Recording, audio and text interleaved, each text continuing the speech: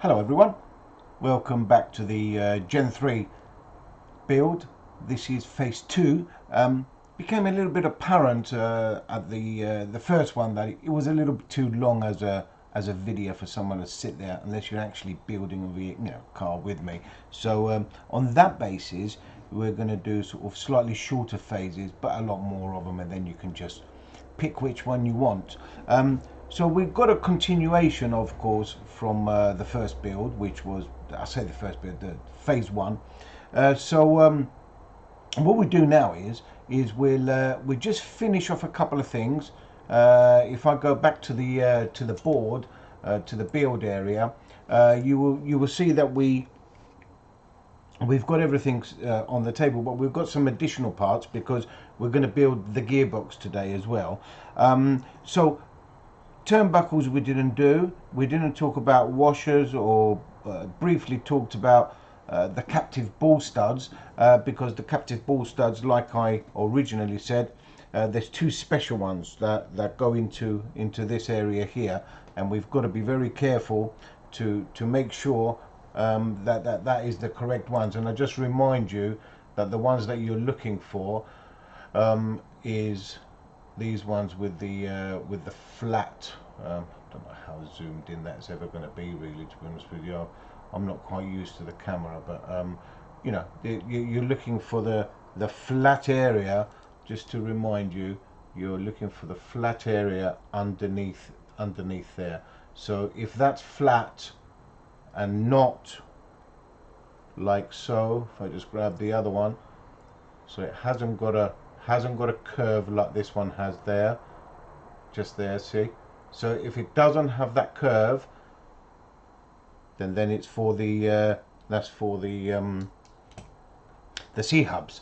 So let's crack on, as they say. I want to show you how I do my my turnbuckles. So don't really need the chassis now, so we'll just put that to one side, if I may. Now I use this tool. This is an Aramax M3 tap, but I don't tap all the way. So basically I take every single turnbuckle, I put the tap into it nice and square, and I just start off to just do that, nothing else really. It's just the start off that I'm looking for. Now a lot of people say, well, why not tap it all the way? I find that the turnbuckles, sorry, the ball ends, if you like, they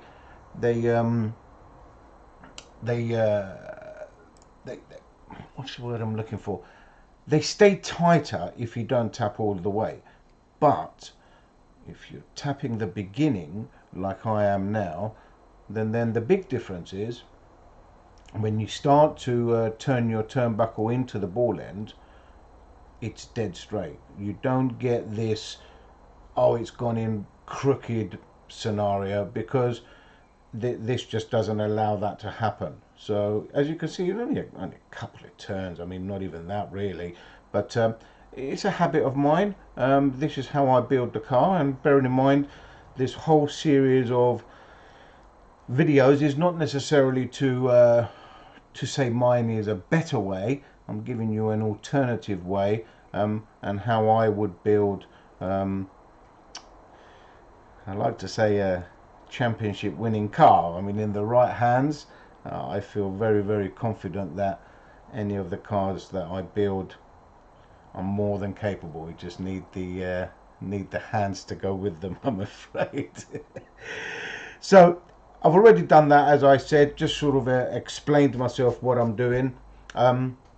It's a really, really handy tool, actually. I don't know if you ever seen one of these.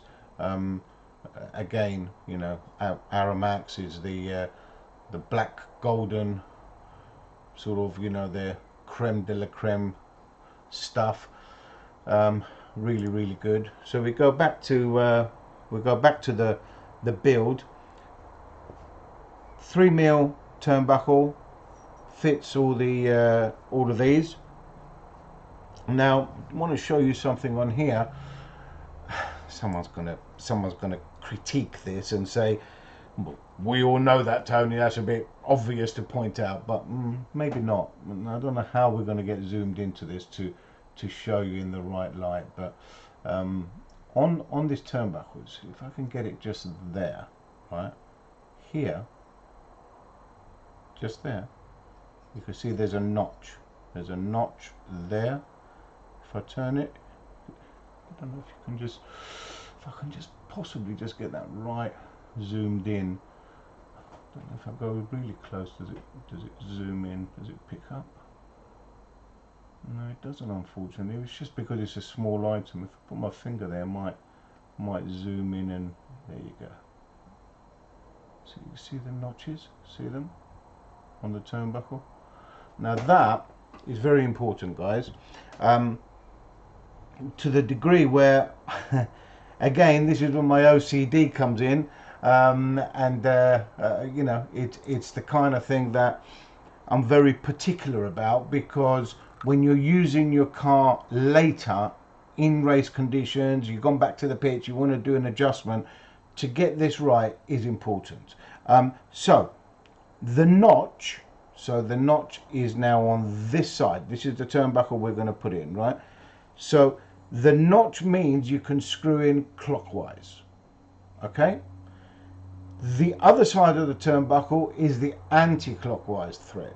So the notch is always the clockwise direction. So if you've got the notch on this side, what I'm holding in my hand, if I do clockwise into my hand, it's going to get smaller. If I do anti-clockwise by the notch, anti-clockwise, it's unscrewing, so it's going to make it longer. And then that way you can just quickly look at your car. You've changed a camber link or something, and you want to you know which way you're going to go, rather than, oh, how many turns have I turned? Oh, it's no, you know, and all this kind of kerfuffle, right? So the notch means clockwise. So I do have a tool, right? And I think some of you guys seen this before. So it's a Serpent ball cup tool. I just sit the ball cup into there and hold it. It's let me just quickly again show you just what I'm doing. It's basically holds the end in there, and all I do is put my my thumb on there just to hold it into position. There are various, I suppose, I'm assuming there are various ball cup tools, and I've been asked, do they fit other cars? Yeah, they fit the majority of ball cups, or truck rod ends, or whatever you want to call them. Aramax do a black golden one, fabulous looking. So again, going back to the turnbuckle, because we are doing a build, not necessarily talking about the tools. Excuse me, the turnbuckle now, you see, can just literally screw in the beginning, and you can see if I just go up here, it's straight with no issues at all. It's straight because I've used the tool to start it off. So I put my turnbuckle on, and it's just a matter of, it's just so easy once you get going, just to wind it on. Normally on the top ones, I leave a little bit of thread, but we are going to go to a vernier in a second, and I'll give you the measurement of the setup of my car, and the setup of this particular car, and then that way you can you know, you can go to that if that's what you're looking to do. So a little bit of thread showing, and there's a reason I do that, is because when you come to the steering ones, there's always going to be a little bit of thread showing with where I have my links and Ackermans and everything else. So if I then make this into a steering one, so it's another one of these cups, right? Now, bearing in mind, now I've swapped, I'm now the opposite thread, see? So I'm now going counterclockwise to actually start that. Bearing in mind what we've did before, we've already started the thread. So you see, so it's now an anti-clockwise direction to actually get to the stage where I pick up the verniers. So it doesn't really matter at this stage if they're straight or not, because I am looking for a measurement, and the measurement that I'm looking for, if I'm not mistaken, and this is by memory guys, I think the manual tells you 29.5-ish or something. I'm on 30.5. The reason I'm on 30.5 is because I like a very linear steering, right? And believe it or not, well, I'm not expecting you to, well, you might be able to see that. I don't know whether you can or not. At a guess, I know it's upside down, but it's 30. I'm looking for 30.5. So now I'm going to just back that off a fraction that way. And remember, now I'm on the anti-clockwise one, so I'm going to back that off a little bit there. Try and get them nice and level, although that isn't how they go on the car, but you know, for now, just to build it. And there we go, not bad, 30.5. So that's what the other one's going to be built like. I'm going to get them nice and straight, but like I said, they don't stay like that on the car, because you'll find that this goes onto the steering as sort of, I don't know how much you can see the angles of that, sort of out that way, but then this has to have like a half twist because it's going up on into the Ackerman. So there's number one.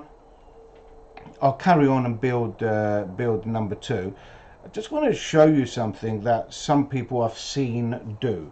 I'll do it on this car just to show you. Some people do this and put that in there like that.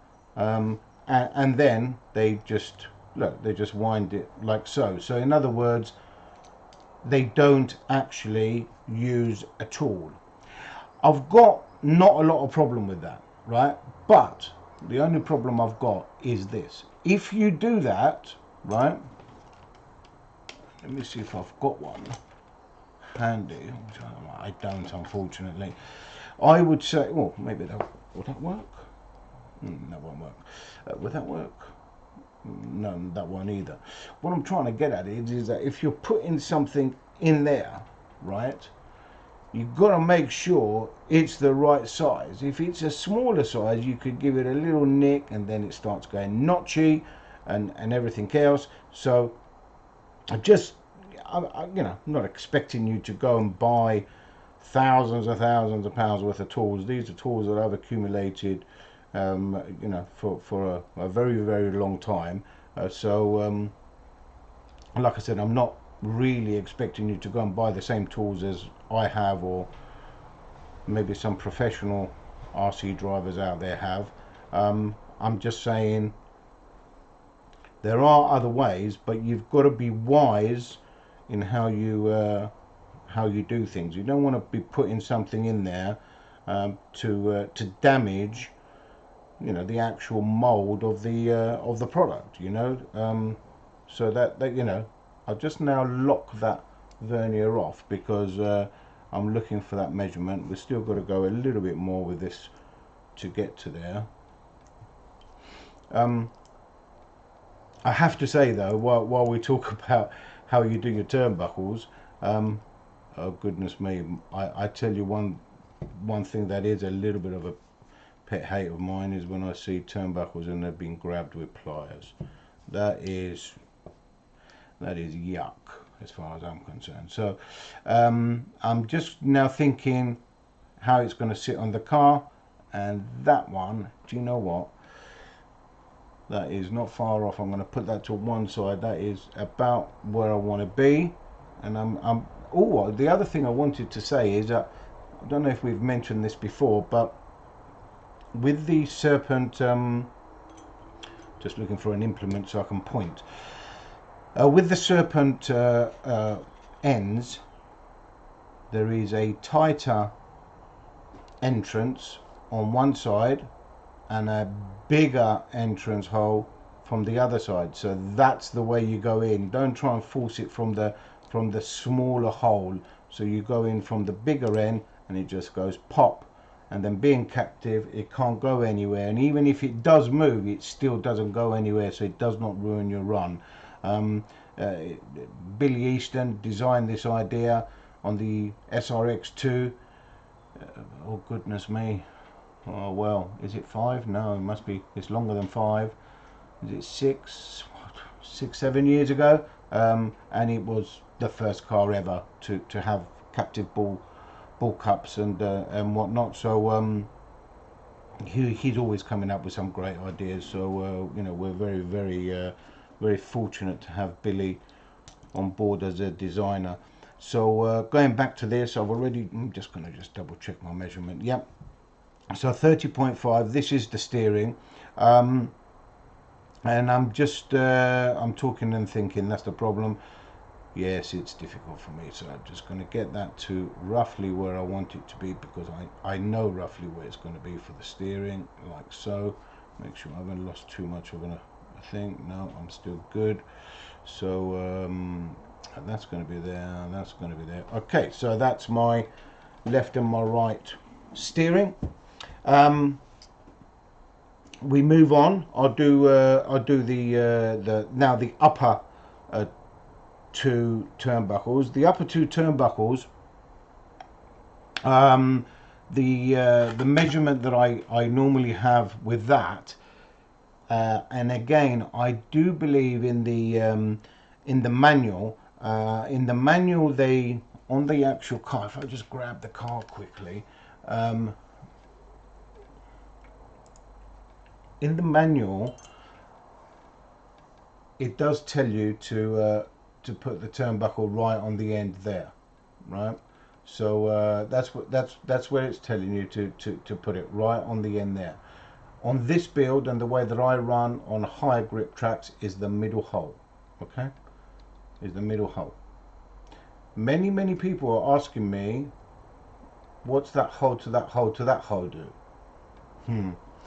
I did say at the beginning that I would give you away some speed secrets, didn't I? So I suppose I suppose it's only fair that I do that while I build this turnbuckle.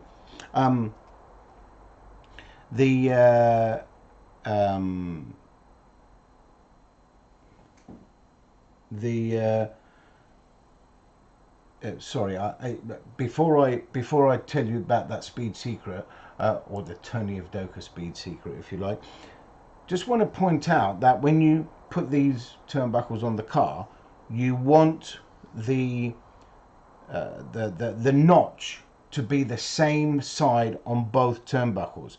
So the notch is this side on this one and this side on this one. You don't want them the other way around, because you'll be going like this on one, you'll go like that on the other, and you'll be going the other way, because naturally, you know, if you're doing a quick adjustment. So you just have to think ahead how these are going to look on the car. So already this would, if I carried on with this would have been an error, because really I need one of these on, you know, the end like that. So all my turnbuckles, when they're all together, the notch is on one side.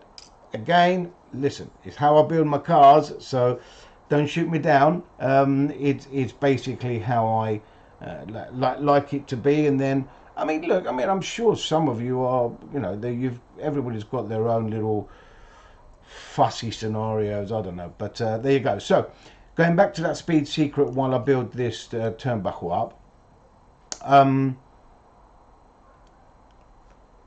it's simple for me. Short is low grip, because it lets go of the corner, and if it lets go of the corner, it basically gives you drive. Long, the longer it is, the more it holds onto the corner. It's just as simple as that. From there on, you need to experiment in your own track, in your own environment, on your own kind of grip, and then see what's best for you. For me, I don't often change from the middle hole unless it's on my low grip car, my very low grip car, which I run a shorter link. It's as simple as that. Also remember that shorter links make it hold the car up more. A longer link allows it to collapse in a little bit more, you know, that kind of thing. And of course I can talk to you about setups all day long, but that's not what we're here for. You will have some speed secrets as we go along, of course, but for now, that's all you're going to get out of me.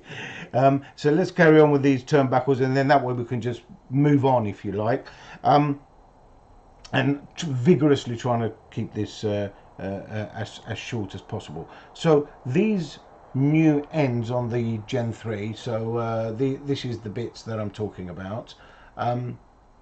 They are marked left and right.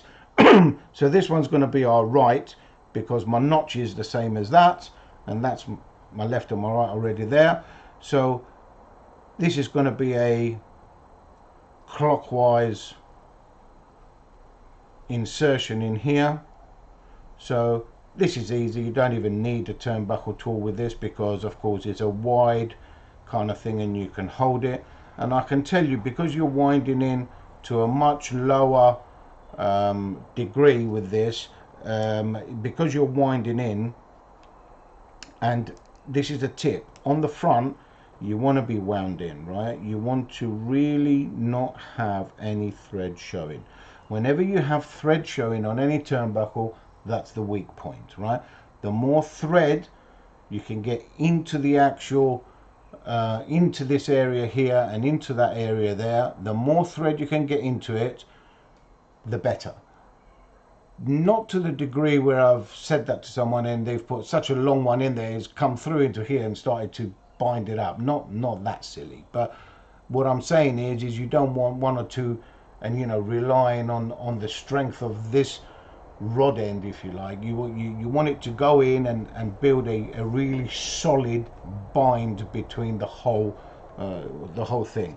Now, if my memory serves me right, I'm looking for a 27.5 turnbuckle length between the two ends. Well, that wasn't 27.5. That wasn't bad. That's 26.9, as you can see. But 26.9 is not 27.5. So we're looking to get that. Now, look what I'm choosing to do, guys. I'm choosing to make sure that the turnbuckle stays in there, right, and comes out of here. I'd rather it came out here than out of there, right? So I'm going to turn it round, and I'm just going to wind this out of there very quickly. He says, "Oh my God, let's see." Just wind it out of there a couple of turns just to see what I've got, because I'm looking for 27.5, remember, or what, that's what I said anyway. 27.1.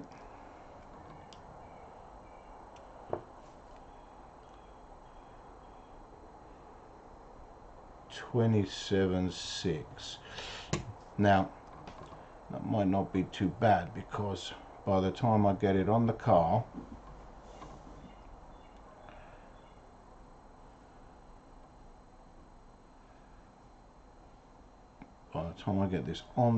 and that's exactly how I wanted, I think. Let me just double think.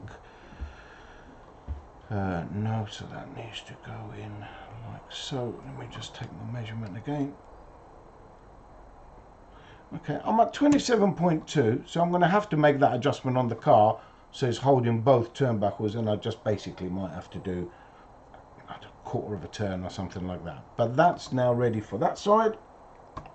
I'll quickly do the other, and if I again show you, if I was to put that, that's exactly how they're going to go on the front end. The notch is the same way, so I've got to definitely make sure that this one is the same way as well, and it will be, because that's going to be the inside. So there's my notch. So I'll just start that off to there.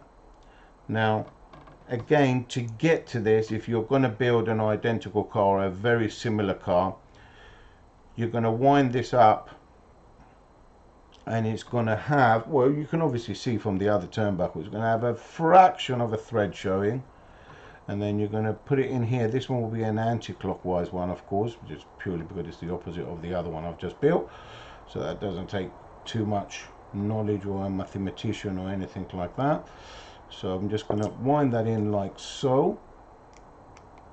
Don't need a turnbuckle end with the the angled ball ends of the Serpent Gen 3, designed to make sure that it doesn't ever touch the spring. Making sure these are the right way, bear with me. That's going to be that way, that's the way that I want that. And then we're looking for, I'm going to make this 27.2 as well, 27.2, 27.5. 27.5 is my ideal, and let me just see what that would have been. That is actually 27.4. So oh, I must have moved. 27.3. So yeah, very close. Happy with that. Put these away for now. Don't need them for a while. Don't need the ball end tool. Put that away for a while. Now, that's going to be there. Just double checking. Yes, yes, yes, yes. All going to be turning the same way. So here they are.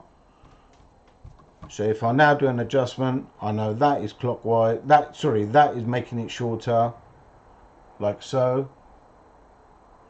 And then this is undoing on all of them. And the back is going to be absolutely identical, right? So we're looking for the two more special ones, if you like. But not special ones, they're just slightly different. With the flat side, they're going to go there and there. These are going to go here and here, and these, the longer ones out of all of them, go in the middle upper bulkhead, and that's because you can have a choice of different washers. So you use the longest ones you can find. They're 10 mil basically. Please excuse me, I don't know the part number off by heart. Oh dear me, I can't have that. You know, that's what you need. 6.9. Oh dear, 696, 697. So 500, 696, 697, 69 something. That's for sure, right? These are the 10 mil ones. So how do we fit them? Well, again, you can go and grab a pair of pliers and make it look horrid if you want, or you can have a tool, you know, right for the job. Again, this happens to be an Aramax one, and you can see what's going to happen in here, in this area here. It's quite a simple exercise. Remember I said to you there is a open-ended and a smaller-ended and a wider gap, and that's inside and outside. Oh, I didn't say anything about these inner ones. These inner ones are different as well because they're not captive. They're for the actual go onto the Ackerman steering, so they don't need to be active. They don't get knocked all the way in or anything like that. They never ever pop off. So we might as well just put them in first, I suppose. So no reason why we don't. So we're looking for the wider end. They just sit in there like so. That sits inside. I don't know if you can see that. Oh, my hand's there. That's no good, is it? So it basically sits in like so, just so you can understand what I'm going to do. And this tool simply just snaps it into place, right? So there it is, all nice, free, no, you know, no notchiness or anything else. That sits in there. I'll continue just to do the others, just make sure I've got it the right way because it's important. So it slides into the hole like so. And just snaps into place, and again nice and free. That's what you're looking for. This one is got to come upwards, so these are no different. It's just that they're captive, so you just make sure your locator, this particular part there, just locates into where you would normally put your driver, and it just snaps in, and as you can see, you know, nice and free. So Excuse me. So if I just continue to do that, so you find the, I keep repeating myself, I know, but if you're showing people the right way, sorry, apologies, not the right way, but your way in building, then you really do need to repeat yourself a couple of times.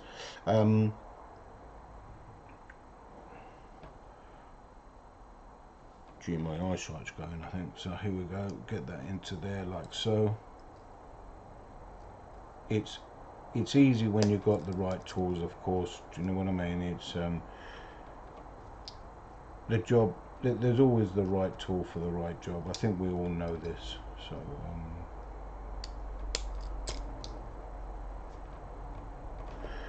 now these ones a little bit more difficult. These ones because they don't want to stay in place, but you still need the tool, and you still need to snap it in. A little bit more difficult because it's angled, but once it snaps in, has to be free, remember, right? So in they go.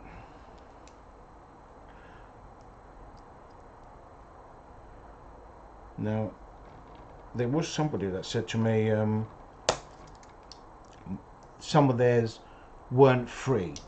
They're probably not free because this one isn't actually, so this is why I'm playing with it. Sometimes there's a lot of anodizing. You know, the anodizing could be thicker on one and not the other. You know, there you go. It's gone free now. There you go. So you know, one could be this one's dead free. This one spins. So you know, the anodizing, it could be a little bit of flashing. It could be a multitude of different things that that make that happen. But free is what you're looking for. That's how it should be. Very important. So just make sure that you double check them and everything else. Some people say, well, the car's going to wear in. I like it to be free from word go, and that way I get a really good feel, you know, for my car that way. So you know, that's the way that I like it. So this is the right. Well, that's not the right thing. This is the left. Underneath the front, I'll show you in a second. I think the setup in the manual will probably tell you differently. I run 2 washers. Okay, that's a safe car with 2 washers. Remember, we have tapped these before, so you don't have to go mad or anything. We will pinch them up with the, you know, and double check them with the driver manually, but this is just doing the hard work for me. Last thing, oh god, if I put the washers on the right bit, we'll get somewhere, we're not made, so there we go. Don't want to be, you know, running the driver right through and cross threading, you know, it's going to cost you a bulkhead otherwise. I mean, like I said to you before, I already know what my settings are, so I feel quite confident I could do that, but that's not the way that I would advise, especially if you're looking at this because you're a beginner or you're learning, or even if you're an expert and you want to see how Tony Evdoka does it. The outside on the hub, right? Critical point, okay? Critical point, right? This is important. So on the hub here, you must have a 1mm washer, okay? If you don't put a 1mm washer, you can end up breaking the end, and I will explain once I've built it why that is. Okay, so you can see I didn't even use a driver on this one. I'm just manually just putting that on, just waiting for it to go home. Like I said, lovely. See, I've got a little tight spot on that one, so we'll check that in a minute because you can't have tight spots. Very, very important to have this 1mm washer on the end. It's in the manual. It doesn't really tell you the importance of it, but I'm telling you it's important because basically it's on up travel. If you don't have the washer, you don't have the clearance, especially if you're running the outside hole on the hub like I am. And this one's okay. This one, it's got a little tight spot, so I'll look at that in a second. I mean, it's not bad, but there is a little tight spot. This one is fine. So let's go to that zoom cam. So let's see if we can get that zoomed in, so you can see there. That's strange. 1 minute it zooms in beautifully, the other time it doesn't. So you can see there 1 mil washer in there, and that's a perfect picture to show you flat side on this angled link. The other thing I want to show you, right, which is very important, and at the moment it's not, I need to get it at the right angle here. The other important thing is, I'm just looking for my turnbuckle while I'm yabbering away. This and this must be in a straight line. If you just look, it's slightly off. Can you see that? Can you see it's slightly off? So I'm going to do this now and bring it in line. Watch what I'm going to do. I just bring that in like so. Oh, it didn't actually move. There we go. And look at that. Perfectly in line now, right? Very important. You can tell by the little, you can see the little groove pointed kind of part there is exactly the same as that one. You can see that? Very, very important. That gives you this freedom to you know, that you need. And if I do this, let's see if I can get it. You can see why you need the 1 mil washer, because otherwise this would touch the hub. See it there? Although you can see there's clearance there. See the clearance, but if you don't have that 1 mil washer there, it will touch, and then it could cause it to break. There's also a lot of people don't understand how much force there is in a buggy, right? When you're building all of this and you think to yourself, well, you know, does it really need to do this? Does it really need to do that? Well, yes, it does, because I'm just checking the front as we, sorry, the other turnbuckle as we speak. So you must just excuse me while I'm talking away. And also what I need to do is I need to make sure these are home, which they now are. Beautiful. Just double check this one, double check this one, and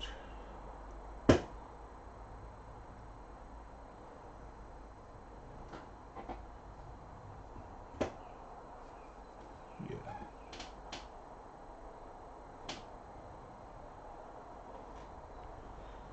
So that's so I'm just looking for I'm looking for something and I can't seem to spot it in my tools. Bear with me a second. Let me just double check that as well. Oh, let me just double check that as well.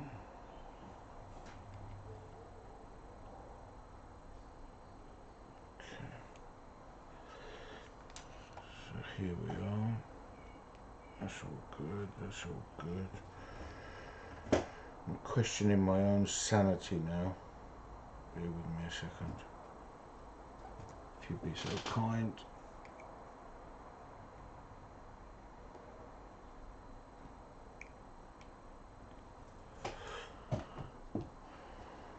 Okay.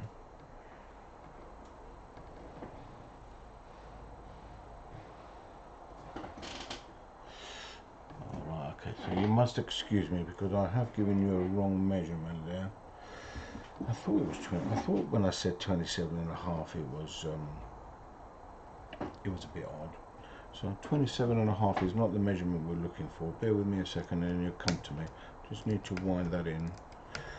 I was wondering why there was thread showing, so excuse me a sec. I've got a feeling that measurement is for the next hole. So let me just check this measurement. Bear with me a second. Yeah. Yeah, that's correct. Yeah, I do apologise. The measurement I should have given you was 24.5. I do apologise. The other one is for another setting, but I just quickly looked at one of my other cars. That's why sometimes I keep some of these measurements in my head, but it's difficult to remember them all, especially if you're doing 8th, buggy, truggy, and all sorts of other things. So on here we're looking for the 24.5. Just gone a bit too far on that one. So 24.5 kit turnbuckle, kit ends, middle hull. So it's 24.8. We just go to bring that in a little bit more.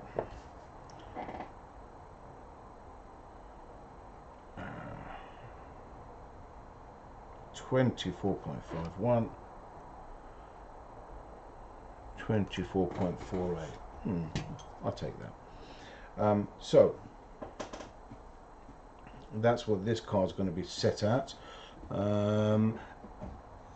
Just double checking the straight lines on these turnbuckles, very important, like I said, so you get the, you know, the clearance. This one wants a slight little tweak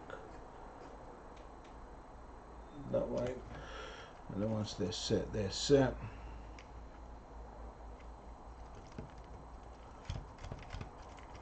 This one's tight, so I don't know why that's tight, so I'm not happy with that, so just bear with me a second. Let me just double check what it is.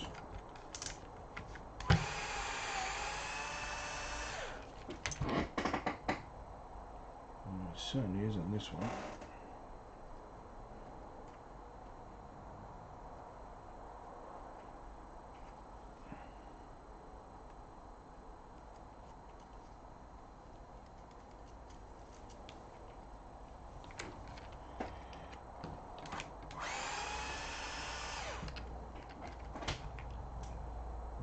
It is this one, so bear with me.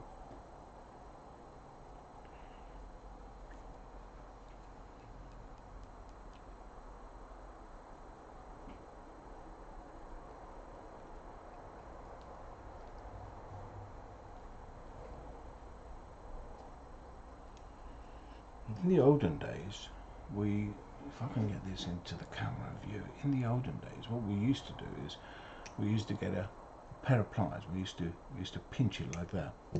I'm not doing it now because I don't want any marks on the plastic or anything like that. I'm just making sure. I might even have to take that turnbuckle out to sorry, the ball cup out, just to make sure that it's free, but I'm insistent in it being free, so I can assure you I will not leave it like that. Now I could of course spend time and show you how to remove that, and well, I could easily show you how to remove it. It's just basically a reverse procedure of what we did earlier on, and unfortunately I'm going to have to do that because I can't live with a tightness on there. So I've taken that out. I'm just going to quickly check in here, make sure there's nothing in there, and then make sure there's nothing on the ball stud. Just putting my sort of finger on it and just sort of feeling, just to, you know, you could have a notchiness or a tight spot on a bit of anodizing. It could be, you know, it could be a faulty ball. Very rare, but just double checking. I can't seem to see anything wrong at all. That's all smooth all the way around. I can't see anything there. Okay, let me just put it back in again, just to see where we're at. Get the pliers the right way around. Well, would you believe it? It's gone free now. Oh, it's a silly thing. A bit weird that, isn't it, really? Okay, let's put it together, see if she's free. Well, that is free without it, so we knew that anyway because we double checked it as we were building it, remember?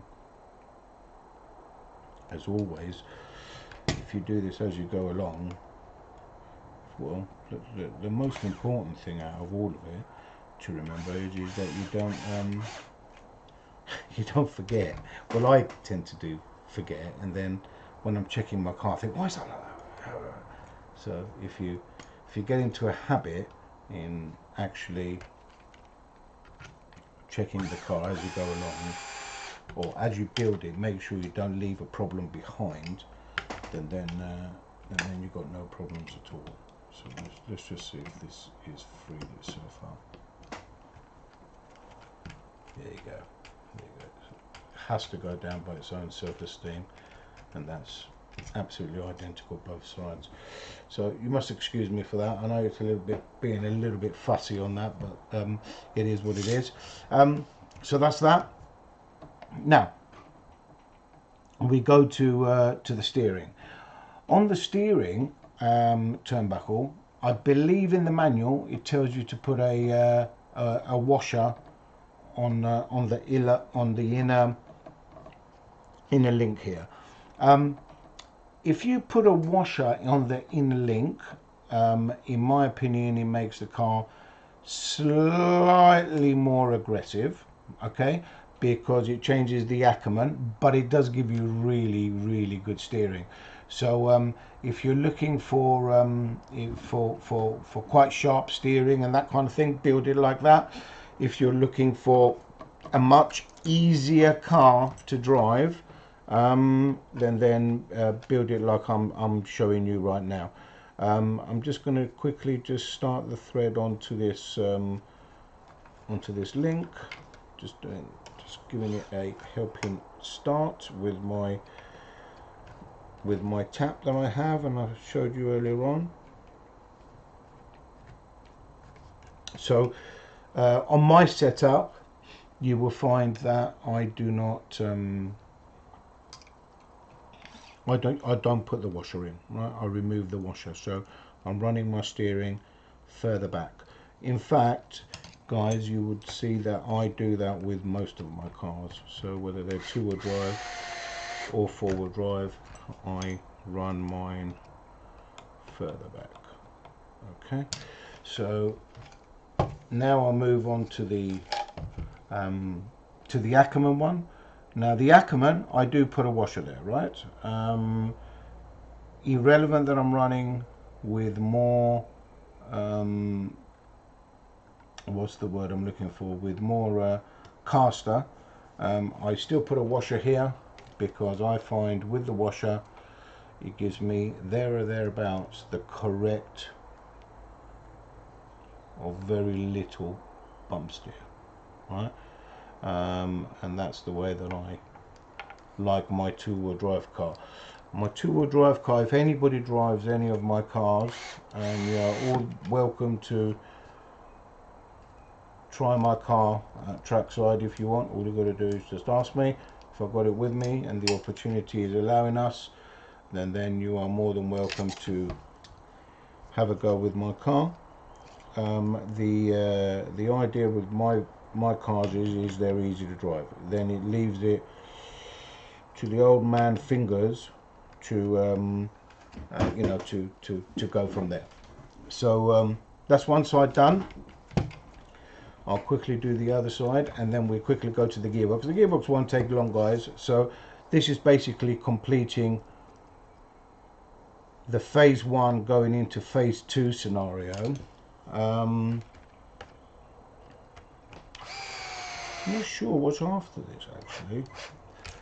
I don't actually recall after the gears. Oh, I'll tell you what it is after this.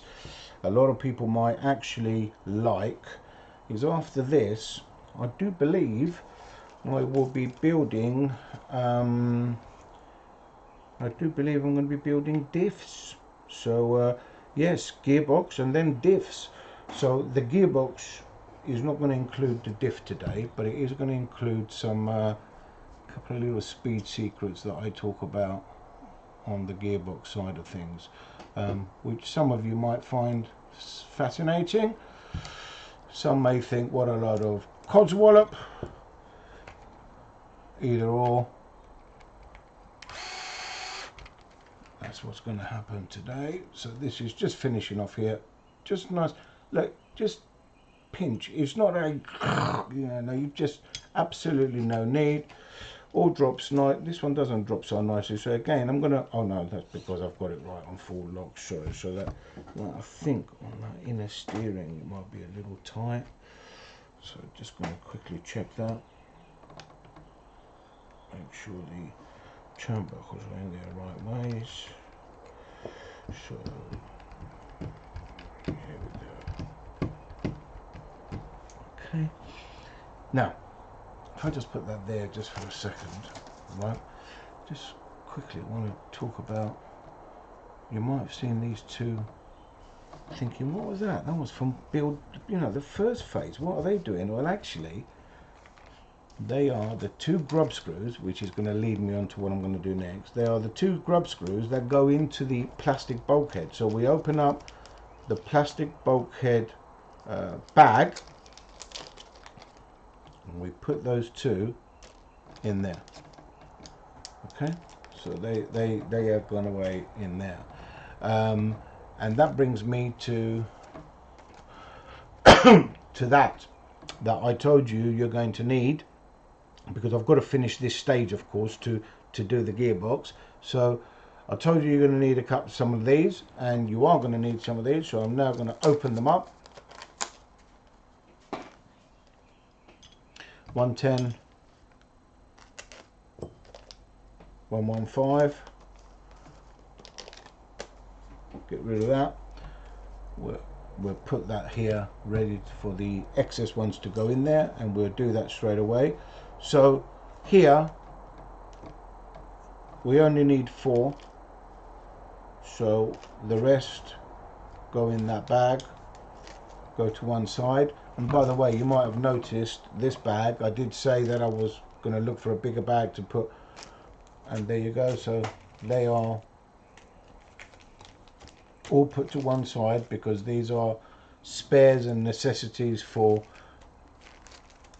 other stuff, so we don't throw this away. Then once we've finished the build, we get a nice little bag, put it all in there, and then we mark it all up, and that's the way that I conduct everything. So 4 of these grub screws, looking for a 1.5 driver, which I've been using as a pointer, if that's the right word. Don't need the verniers, switch them off, they can go out the way for now. These 4, very, very important. Turn the car upside down. In the alloy bulkhead, let me just get to my zoom cam. You can clearly see it there. You can clearly see that you need there and there, there and there, and you can see what's going to happen is they're going to hold and touch the actual hinge pin, right? So I don't know if you could see me do it from this angle. Let me just turn that around, see if it's possible that you could see me do this close up. So if I'm not sure how that's even going to work like that. So if I do that and let's say try and put it in there. So just trying to get the light right really for you. I mean, it's difficult. You can see it. You can see it's going to wind in. You see it coming in. And basically, I'm going to put. Let's just switch to the main camera. I'm just going to put 4 of these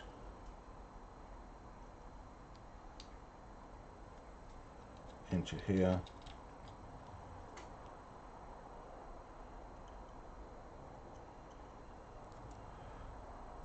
And where you might have experienced other cars and they've got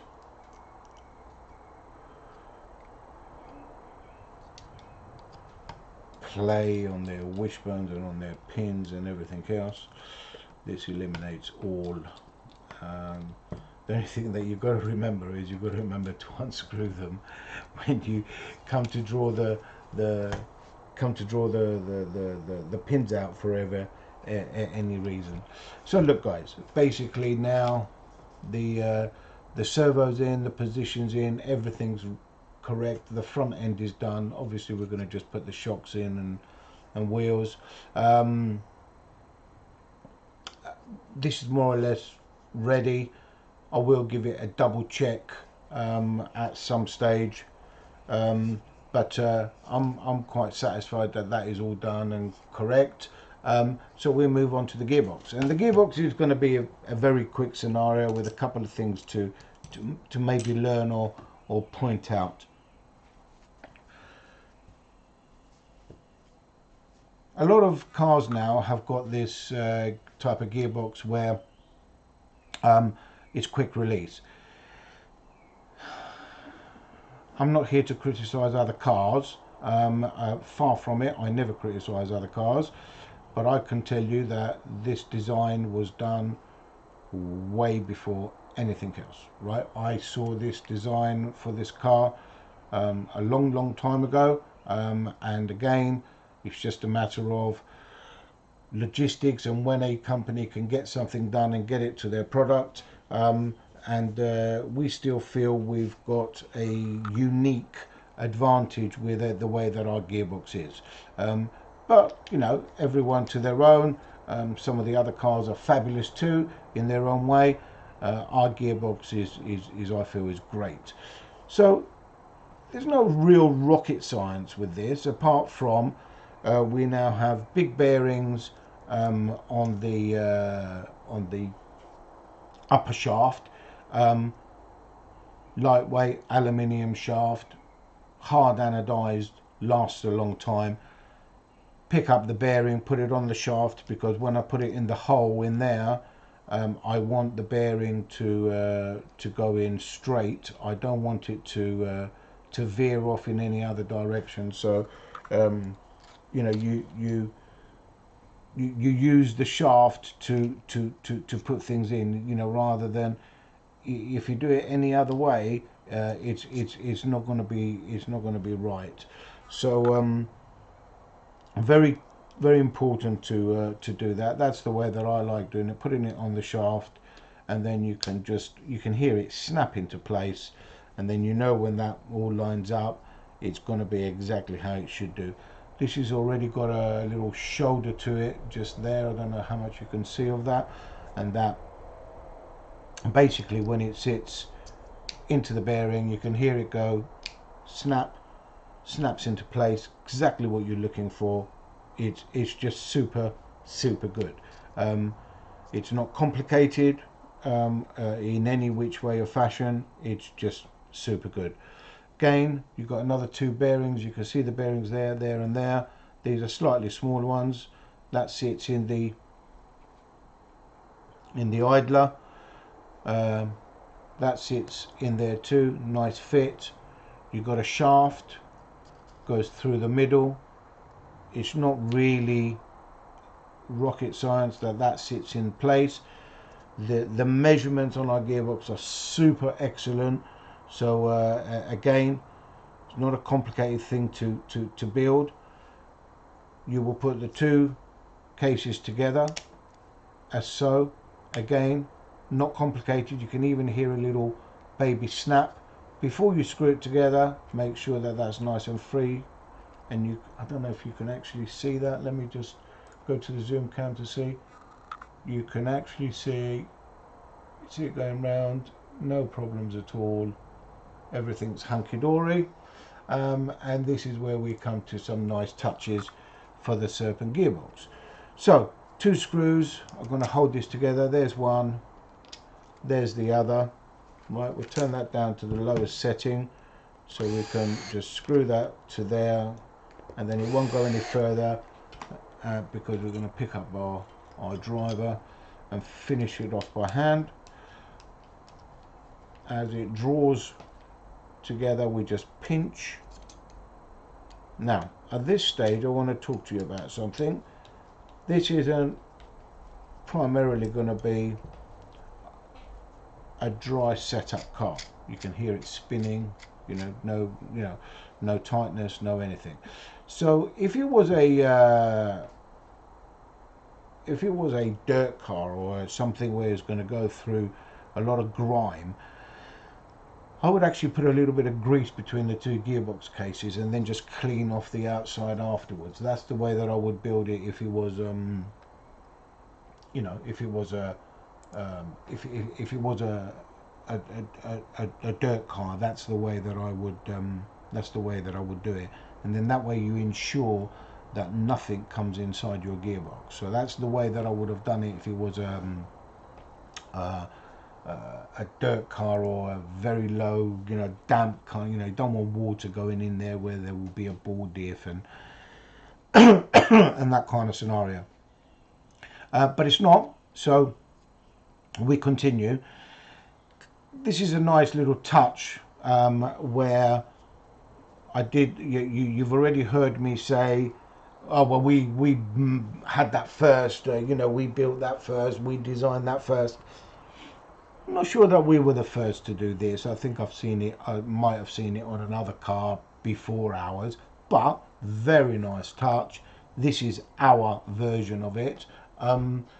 Here, these two locating. Let me just get a light on this, just so you can see a little bit better what I'm talking about. If I can just put that light just there, I might be able to highlight this a little bit for you. There you go. So by putting that under the light, you can just see a little bit better there. So here are three locating, which is where the motor mount's going to go. But if I turn that, don't know if you're going to see this or not. If I turn that sideways, like I say, I'm not sure. Well, look, you're going to have to take my word for it when you come to build it yourself. These two upper ones, right, because the gearbox sits like so, so it's down like that. These upper ones are stepped back slightly. The reason they're stepped back is because if I just show you this, that sits beautifully. If I just hold that in place, sits beautifully in place as a guard for the spur gear. So if I just hold that in place there, and then get the motor mount and freely just sort of rest it on there. As I hold the motor mount on, I get my locating screws, which are countersunk, so they're okay, see, talking and rushing. Just got to open up initial bit of thread. No, it's makes your job easier, and as soon as I thought about it, of course I've come back to do it. The initial thread allows you to put the screw in without, if you excuse my words, going in at an angle. I was going to use another word. Depends if children are watching. So go back to it again. Now that I've made a beginning of the thread, that goes there. Motor mount goes on top, lines up where I want it to be, naturally where it needs to be. Now you can see that's already started to screw in. We'll use my driver, knowing that it's going to go in at the right angle. So basically you're trapping the guard between the motor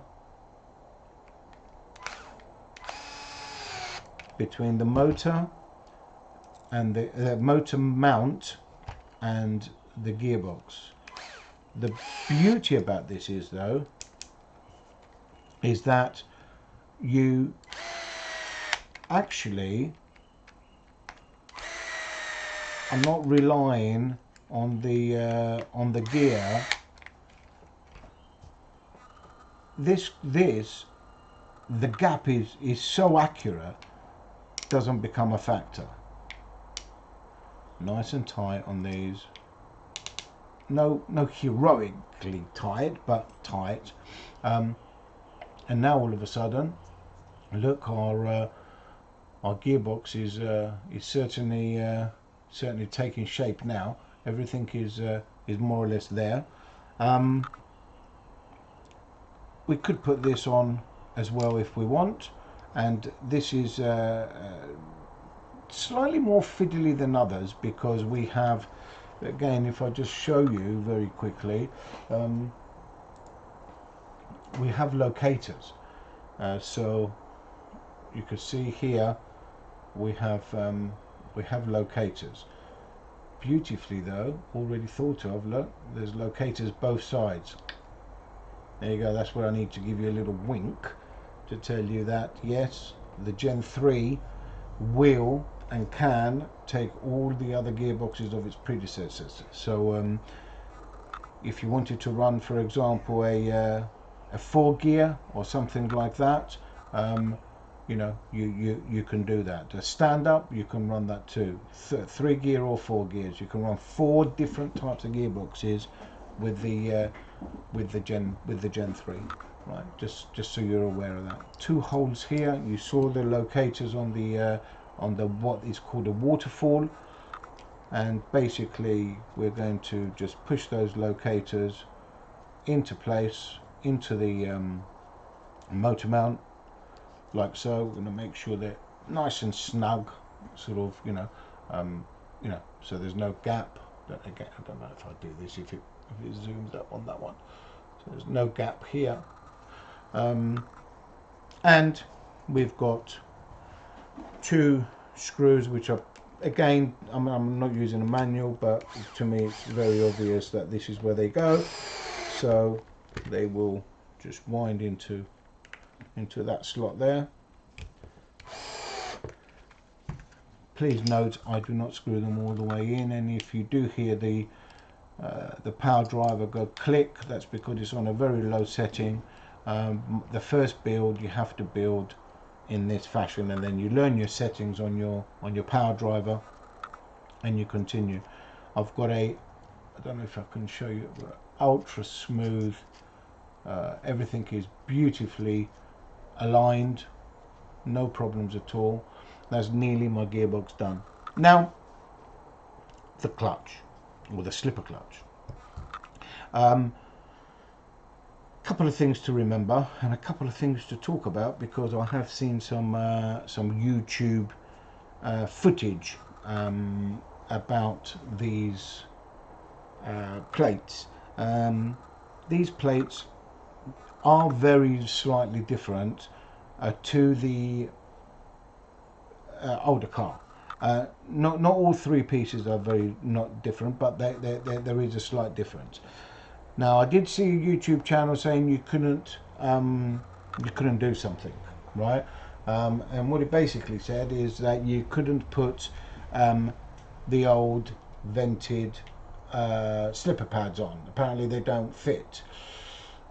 I hate to disappoint people, but this is my race car, and as you can clearly see, vented slipper pads, they're not Gen 3 slipper pads or anything like that.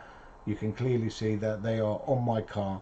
The only difference that it does, and I will show you when I build this what the difference will be, is if I turn my race car here, I do not have a lot of thread showing. That's the only difference that it will be between the old car and the new car, and it's only purely because of some minor adjustment that Billy thought was necessary on this car. It's you know, it's not drastic or anything like that. So the other stuff does fit, but the length will be different. Not really a lot to talk about apart from that, really, to be honest with you. So we'll go to this. First things first, right, on a slipper is the spring, right? The spring, in my opinion, has to be compressed. Okay, so spring in between pliers, I still hold it and I work the spring and I compress the spring. Why do I do it? Various reasons. First and foremost, I rather that it loses that initial tension, and by losing that initial tension, I feel the window of adjustment then becomes bigger. It doesn't necessarily become smaller in any which way because it's a spring, you know, ultimately, but the window of adjustment is a bigger window. Instead of having just maybe a quarter of a turn, it becomes a half a turn, so you've got a bigger opportunity to adjust nicely. When you build this, a lot of people do ask me, do I do this, do I do that, this takes, you've got 3 slipper pads, etc, etc. It's very easy. Always remember 2 pads on the outside. That's the one thing that you've got to remember when you're building a Serpent slipper clutch, right? So here's my gearbox. Nothing's going to go on this as yet because I build it in my hands. Why do I do that? I don't know really. It's the way that I've always done it, and it sort of works for me. I sometimes get this wrong. It's common for me to get that wrong. But I will say this: there's nothing wrong with you just putting that on there, for example, to see, does it fit? Has it, you know, is that the right way, or do I need to turn it round this way? And what do I do? And you can see that that is the right way because it's just dropped all the way to the back by doing that. Some people want to build it here. Some people want to build it there. It's preference at the end of the day. It's nice to build it here because here you can then just put your hand on it and hold it in place. So let's try and do that and do it that way. If you want, I've got no problem in then taking it apart and putting it in my hand, and you can hold it in your hand and then put it into the gearbox. But let's build it here and see how we get on. The first difficulty you're going to have when you're building it there is, you can see the slipper pad just drops into the grooves, is this. This is going to be your first difficulty, to get this on and in place correctly. As it happens, I've lucked out on that, and I openly admit I have just lucked out. It's dropped into place beautifully, and I know because if I go to my zoom cam, how do I know it's done that? Because when you look at the back here, right, and I can't quite get in there to show you. There you go. In there, you could see, you know, the pad is dropped. You can hear it snap into place. It's all gone back into there. It's flat. Everything is all right about it. So, like I said, I'm being honest to say, sometimes it can be a bit fiddly, but I've lucked out. Now, have I lucked out? No, I haven't, because look, even, and I said this to you, always remember the double slipper comes on the outside. Look, I've not done that, right? So I've got to pick that up. I'm going to put it round the other way, and look, this time you can see it's more difficult. The right thing to do, put that into the spur gear, like so. Into the spur gear, put it that way, actually is better. Into the spur gear, try and hold it in place. This is the initial difficulty you got. Once that goes in, there you go, that's sort of snapped into place. Now I'm in business, right? Because now I can put my next slipper pad in, like so. I can put my middle pad in, like so. I can put my third pad in, and it all sits in the grooves of the spur, as you can see, all sits in these grooves. And now we put this on top, and we're looking to locate on the shaft. This is why sometimes it's better off to do it in your hand, right? So as this all sits, I'm twisting it to find the lug. There's the lug that it belongs to. It's all sat down, and it's in situ, right? Now it really is a piece of cake. Even with one hand, I take the little pin, I put it through the end of the adjusting screw. I put that all the way through. Make sure the little pin here is going to locate.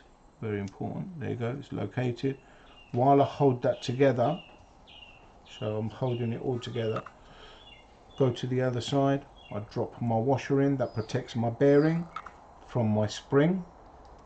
That washer is very important, so put that spring on and then put my adjusting nut on. I need a 5.5, which is what I've got in my hand, and while I hold the spur gear I will quickly adjust. I'm not going to adjust because it just popped off the other side. I didn't hold it together enough. There you go.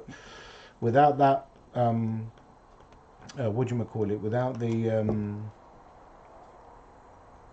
that pin running through that shaft, you're never gonna adjust it. I don't need to say much more. That I've done no heroics here. I've not backed off the gearbox. You can see how free it is, and you can hear how quiet it is, right? So beautiful kind of build. But now I want to show you something else, because this is what I'm going to do now. I am going to lock, look, I'm going to wind that in to this degree. I showed you on my car that I had practically no thread showing, right? I will now leave that gearbox with that nut, that sort of spring, that nut wound up to there, that spring really tight, and I will leave that, right? And we'll come back to that when we do the adjustments later on. I want that spring to settle with tension on it for a day or two. I've got no problem with that at all. That's what I'm looking to do. So that's the way, again, that I build it. You can not choose to do that if you don't want to do that, but that's the way that I do it. And here we're left with one little screw. Oh dear me, I wonder what that is. There we go. Well, I did say to you there are stuff that the Serpent car has that is unique. It's you know, I can't speak highly enough of Billy Easton, the designer. He does build and design stuff beautifully, and we've got this this little screw. See if I can just highlight it onto the screen. There we go. That screw will actually fit here, okay, but I use a little sort of, it's like a hook, it's for my nitro car. If I push that on the other side like so, you can see that we have a quick release idler. We can take the idler out without taking the gearbox off the car. So if that gearbox was sitting on your vehicle as so, right, so there it is, sitting in your car, we can release the gearbox out of the car. So I would just put that back into place. I would put that in like so, and I will pick up my screw that I haven't even used yet with my 1.5 driver, and I will just basically put that in like so, pinch it, and beautiful, no problems at all. So with that said, we're coming on to concluding this phase. We've built the front end. We've already seen that. This is the gearbox. We haven't continued to the diff yet because that's going to be on the next phase. So let's get some of these lights and everything else out of the way. Thanks for watching. This is phase 2 of the Gen 3 build. Next will be probably a ball diff or a gear diff, and then we'll go back to the gearbox. We'll see how it fits all in there, and then we're getting closer and closer towards the conclusion of the Gen 3. It will all just suddenly just drop altogether. Thanks guys. I've been told that I've got to tell you, if you're enjoying what you're seeing, apparently hit subscribe, hit like, hit share, hit, you know what it's all about. Thanks guys, really appreciate your time. Catch you on phase 3. See you soon.